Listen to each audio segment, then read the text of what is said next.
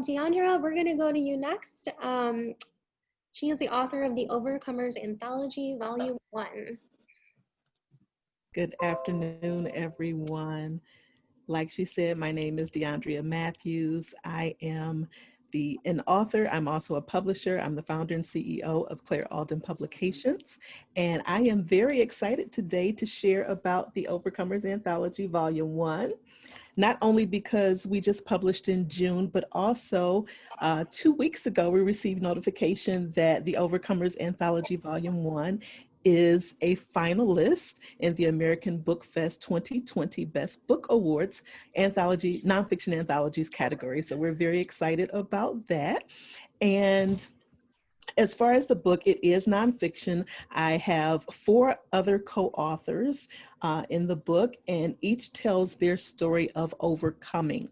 So this is actually the first anthology that I've produced myself, but I've been a part of other anthologies before. And I really wanted to gather together authors who would share their story and talk about what it's like to overcome various things. So I have had the honor of having these 4 co-authors be a part of this experience. They share things from talking about overcoming being in foster care. One co-author lost both her mother and her father by the time she was 7 years old. She experienced foster care. She stayed with relatives, and she just tells her story and how it impacts not only her, but how it impacted her as a mother and her own children. One of my co-authors is on as well, Denise Crumby. She is one of the co-authors, and she tells her story as a single mom.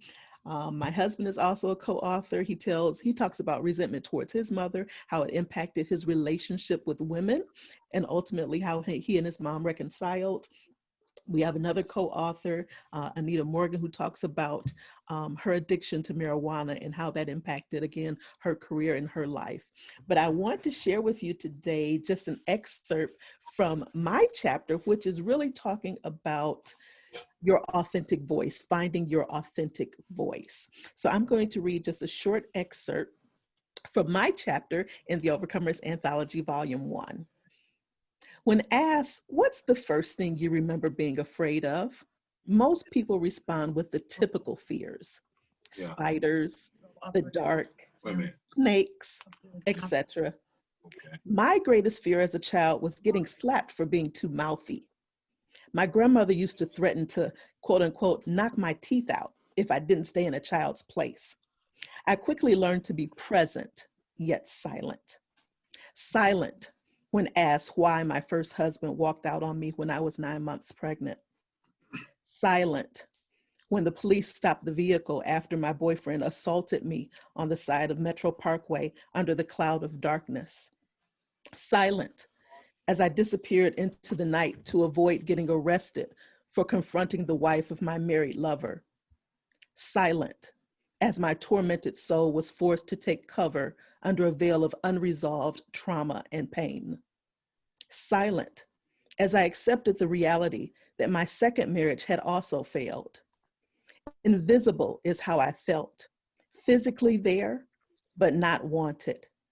Mentally sharp, with repressed emotions, rejected, abused.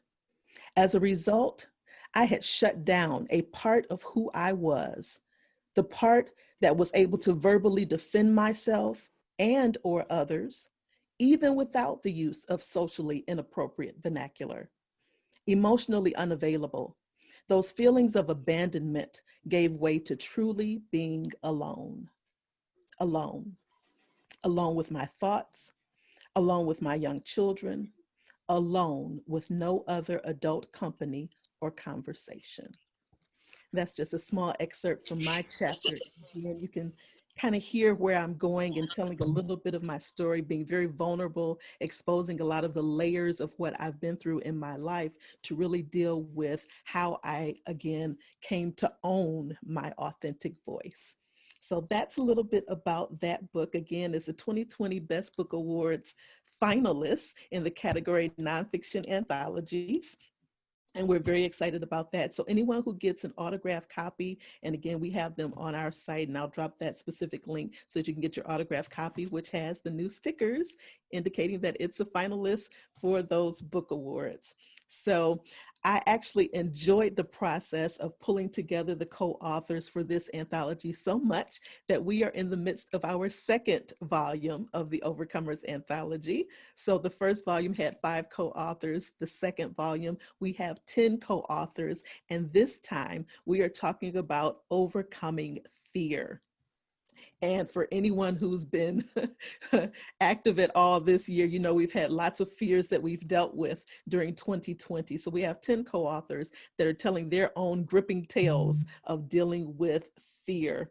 And that is actually going to be available spring of 2021. And we are very excited about that. If you want more information on either volume 1, volume 2, if you have questions about the process, I'd love to connect with you. You can follow me on just about any social media. I'm at the username Dr. DC Matthews, but you can definitely catch up with me on Instagram. That's probably where I spend the most time. So at Dr. DC Matthews is my personal username on Instagram. And then you can also follow my hybrid publishing company at Claire Alden. And I would love to connect with each and every one of you. So if you have any questions, I would love to answer your questions for you. Hi, Sabria. Hi, can you hear me? Yes. Oh, great. I just wanted to ask about like the experience of having co-authors in this book, because I feel like it would be kind of difficult to have that many people collaborating, but I just wanted to know like what your experience was with that.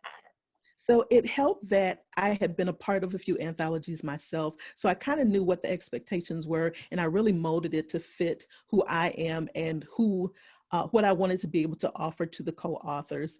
I am very detail oriented, so that helps. I have a master spreadsheet that has conditional formatting and all those bells and whistles so that I can keep track with each of the chapters, the editing, and everything else that goes into it. So that definitely helps the process. But actually managing the co-authors has not been difficult. The most difficult part is always deadlines and trying to make sure that things get done in a timely fashion. But fortunately, because I'm also the publisher, I have a little bit more flexibility with what those timelines look like. But very good question. Thank you for that. If any of the co-authors want to say hello, since they're on the call, they are more than welcome to. Denise, go ahead and say hello. I was trying to be silent. Hello, everybody. My name is Denise Crumby, and I am one of the co-authors of the Overcomers Anthology. And I would just have to say that to add to your answer, the process of writing this chapter was a little difficult because you have to um, write about things that are sensitive to you, and having other people read that.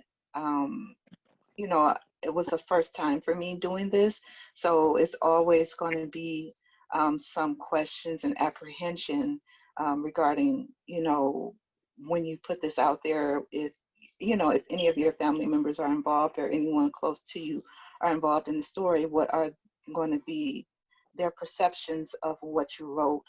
But needless to say, you still have to go ahead and pursue that and write that, because there are people out there who need it. And I was so appreciative of Dr. Matthews extending the invitation to participate in the Overcomers Anthology. She's really a great publisher, and I would highly recommend her. Very professional and proficient in what she does.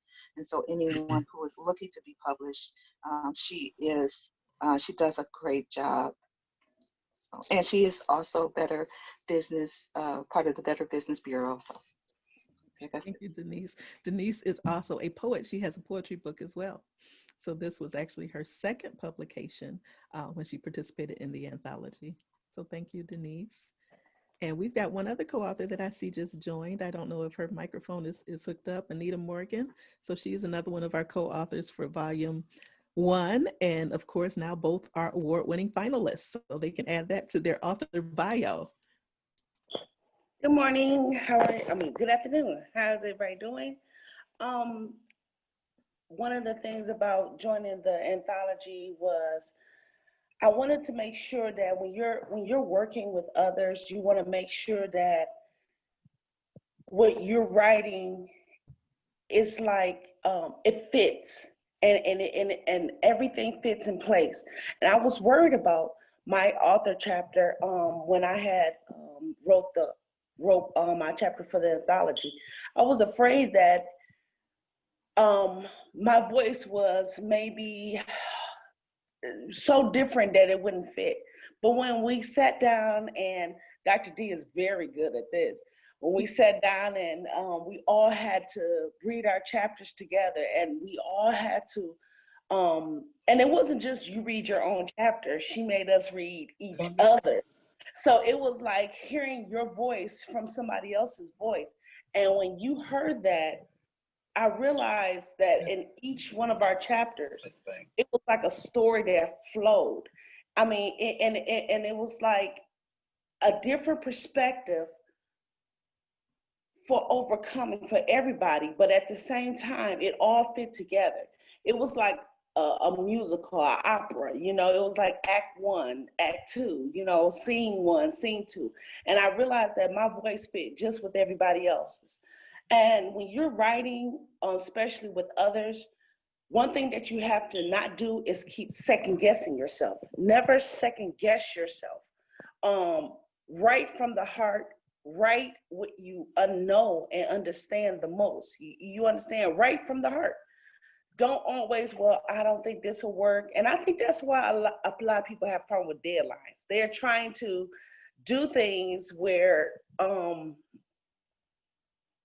they keep guessing over and over and over and over and over again, worried about whether it'll be right.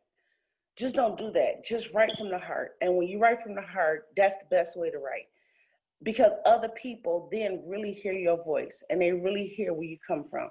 And I really thank Dr. D for pushing us and expecting the most out of us. I mean, it's not easy. She's like a drill sergeant, but when you have that person that's there like that, that expects, that knows who you are and knows what you're capable of and pushing you, you only going to get the best. So I think I am very thankful that I was a part of this anthology. And I can't wait to see what the next one look like. Thank you both. I appreciate your comments, and I see your comment. Thank you, Adrian. Adrian and I work together as a part of the coaching package, so thank you for that. But what she's talking about, so for volume one, we were actually able to get together in person with the co-authors. They are all, you know, in the Metro Detroit area. And what I did was, as we came together for the very first time and the co-authors were to read their chapters and share their chapters, what their chapters were about. Of course, I had the privilege of knowing what each chapter was about, but they hadn't really shared it with anyone else. And because I work with first-time authors, I knew that they really needed to get comfortable with having someone else read their story. So like Anita said, when they came in, they thought that they would be reading their own chapters, but instead we kind of played a switcheroo and they had to read someone else's chapter. So then they had to sit there and get comfortable with someone else reading their chapter and reading about them aloud. And of course, that helps to prepare you for the audience, the World Wide Web, who's going to have your story available to them. And it's just a part of the process in helping, again, first-time authors or even just relatively new authors who are not comfortable with their voice, who are not comfortable talking and sharing aloud, to be able to talk about their own story. So thank you again, Stephanie, for this opportunity to share, to talk about the anthology, and to be able to highlight some of the things that we're doing. Appreciate you so much. Absolutely. Thank you so much. It's so fun to have all your other co-authors come into the call as well and hear their voices. So thank you guys for joining in.